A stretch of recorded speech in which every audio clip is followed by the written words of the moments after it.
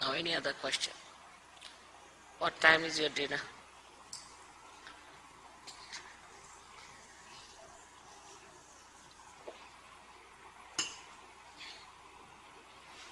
Any other question?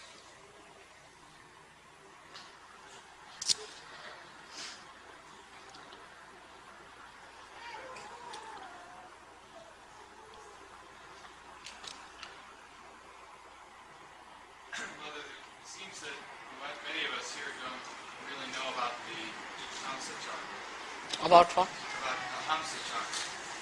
Hamnsha. In terms of understanding how it relates to the Vishuddhi and what we can do to strengthen our Vishuddhi. Hamnsha chakra stands between the Vishuddhi and Agya, as you can see clearly, positioned like that. But from Vishuddhi, there are many nerves which pass through Hamsas and end up here. They don't all go to the brain. Or we can say that at this time, at this point, all our reactions, which are what you call reflex reactions, finish off. So, supposing now I get some dirty smell, I'll close my nose like that. Or if I can't hear, I'll just pull my ears like this. Or if I see something dirty, or if I see something jarring, my eyes will close automatically. If somebody tries to put a pin through me, immediately I'll spontaneously. It's all built in within my system and your system too, that you react with reflex action. Same thing may not happen to animals. Animals are different. Some animals have certain reflex actions, some have some reflex actions. But we are different, and our reflex actions, we are all practically just the same. There's not much individuality. There isn't much difference in our reflex actions. At the most, with conditioning, somebody might say, yeah, somebody might say, oh, somebody may say something. That's different. But the reflex actions are just the same. So up to the reflex action, we don't have to use discretion. Then starts our discretion part. As discretion starts when we are using these two nadis which meet here without going to the Agya. So when these two nadis meet here, what happens? We start seeing through our experiences.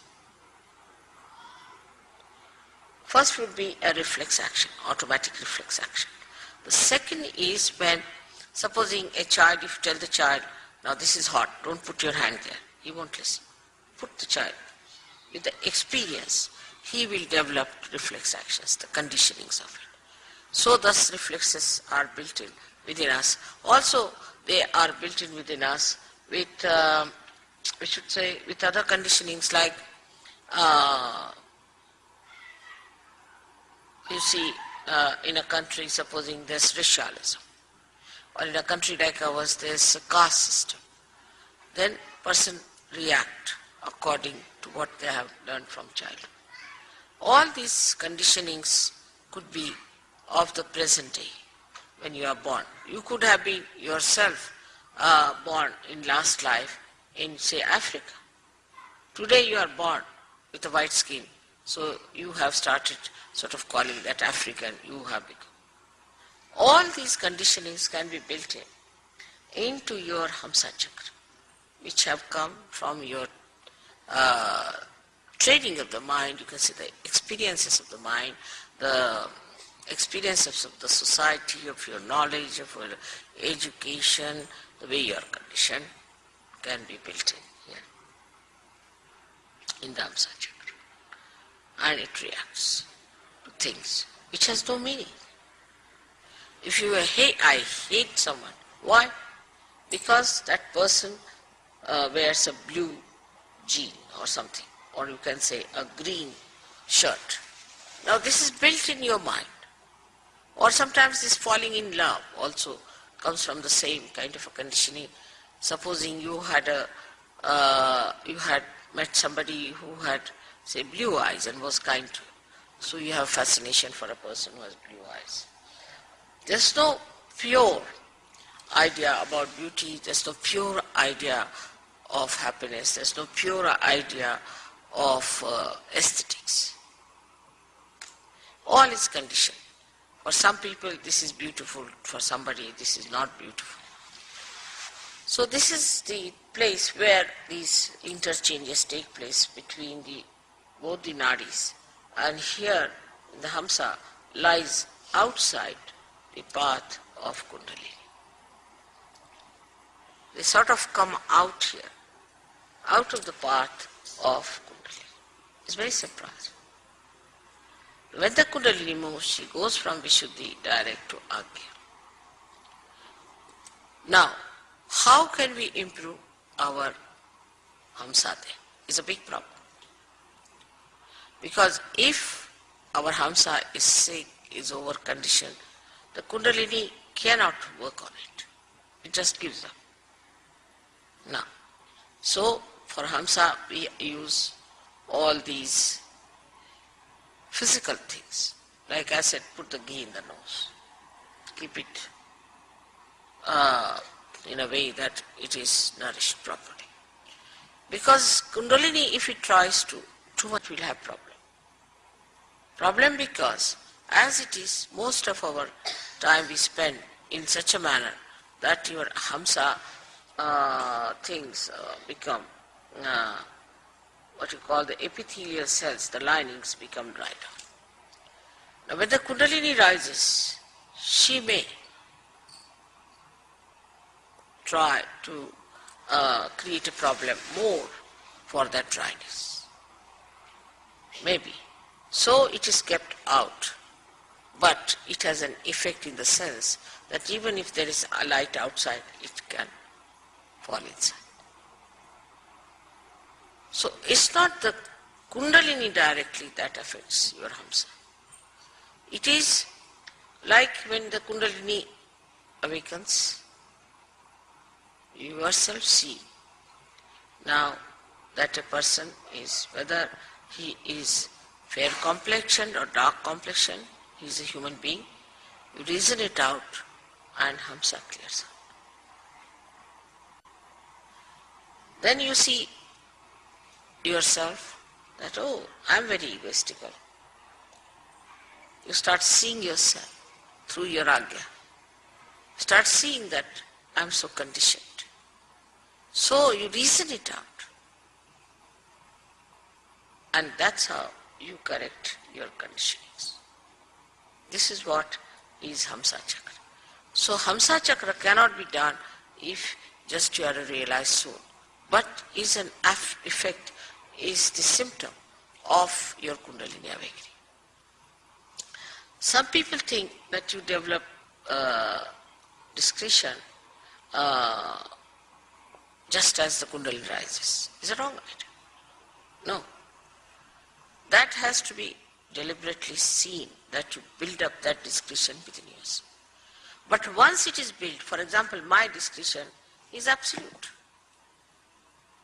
I just know what it is. See, my conditioning here is absolute. It's one with the Kundalini, one with reality. But for human beings, it has to be reflected by understanding. Like a child, he touches something hot, then it is hot. Now this is hot because it's heated up. So you see a person is catching on the right heart. Right, he's catching on the right heart means he has got a right heart and he is suffering from such and such thing. You have to see it yourself. Now, if you tell the person, are you suffering from, say, asthma? He said, yes. How do you know? I know it because I have learnt it through my finger, which was burning. That's why I know it is. But supposing somebody has an asthma, and in that place the part, your Kundalini, you will get asthma immediately. You see the point? The conditioning cannot come to us unless and until it passes through or sieves through our reasoning and understanding. Are you understanding the point? It cannot work out. The reason is it filters your collective consciousness.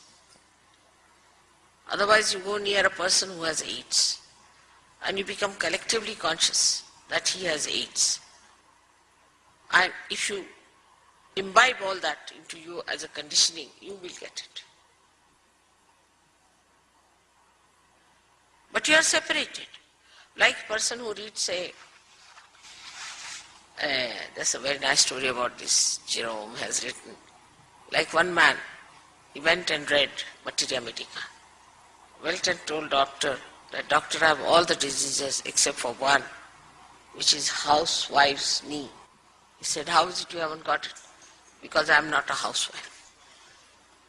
So he got conditioned into all the diseases. That's how many people get diseases. But thank God there's a filter. If somebody has a disease, you don't get it because you can filter it. But Hamnsha chakra could be affected by badas. That's one problem. If some bada passes through the nose, you might. Some viruses pass through the nose, you might. Affected means it can get sick. But one must understand the discrimination between the two. Say there's a virus infection outside. It can pass into your Hamnsha chakra and can give you a problem of sinus, this, that, physical. But you won't become like a person who has given you virus infection. So there is a filter. But supposing there's a person who is very hectic and you come in contact with that person, he's very hectic, so your swadhisthana can take over. You can become hectic with that person. Living with that person, you can become hectic. But as far as the Hamnsha is concerned, with anybody you live, your Hamnsha doesn't carry the complete impact of that because there's a filter. So now if you have to develop the discretion, you have to learn. You have to understand. It doesn't come automatically. But with children who are born realized, their Hamnsha is so developed that they know it. What is right, what is wrong. Because their Hamnsha is so much trained that way. You don't have to use much understanding. But those who are now growing up, have become now Sahajogis, have to know through their own experiences their Hamnsha. It's a filter also. But for a child, he knows what is right, what is wrong. Because his Hamnsha is developed. In India, when the child is born, he is massaged nicely. Oiling is the best way to have a good Hamnsha. Oil his head, oil his body, put put some drops in the nose, everything. They try in the ear, in the nose, and that's how they build up.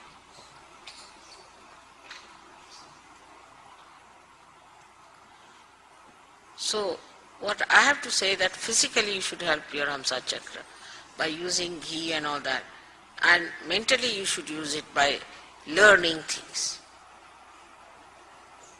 in experience, what to do, how to do it, how to work it out, how to establish. Basa.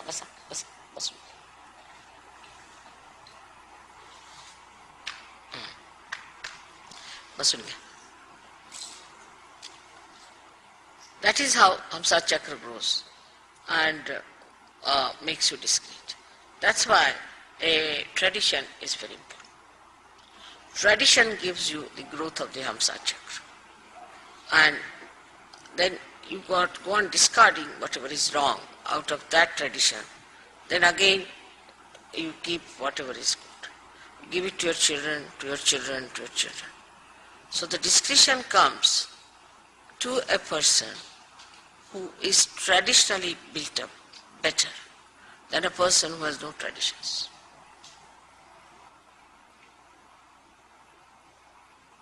Now, for example, this morning I was discussing that people fill the wash basin and wash their face in the West.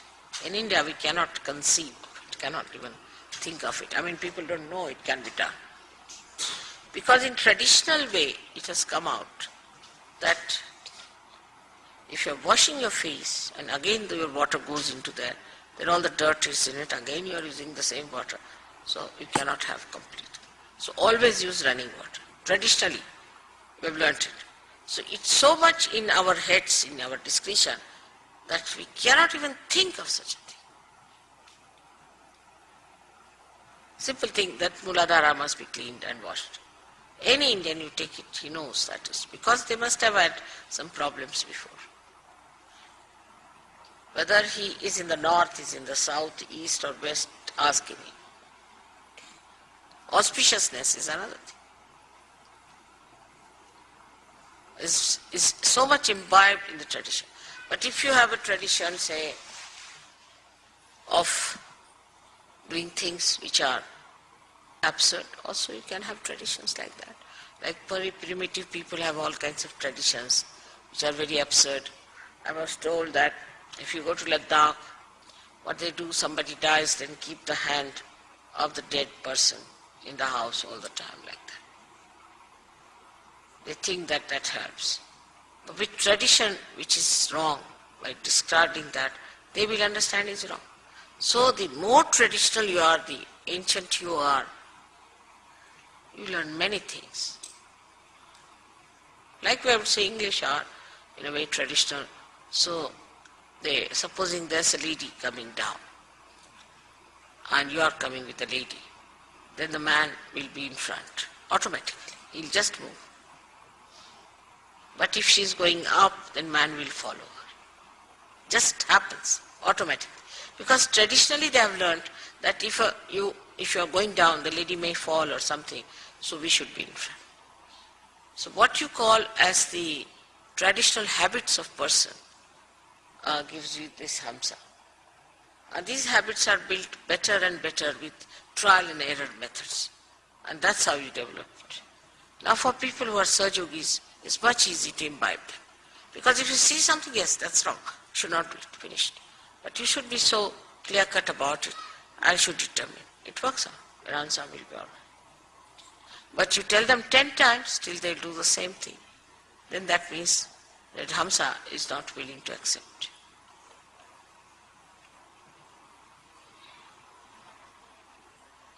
But you must nourish it, you must look after it, you must, as I said, also this kajal is very good for Hamnsha chakra. All kajal and the oil in the nose, ears, is very good. All acts for that. Even, say, stalking rather than the person, to talk discreetly, is to say something which doesn't lose its power of affecting that person. Like if you say something very harsh, then you should know how to neutralize it so that he retains that into himself. All these discussions only come also by tradition.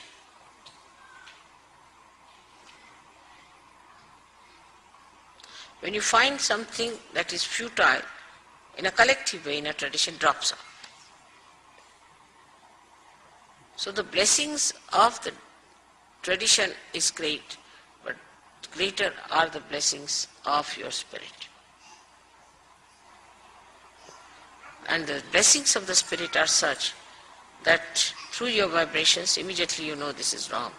But you have to be honest about it and just give up. You want to ascend, you want to improve your vibrations. So for that, whatever is needed, you will do.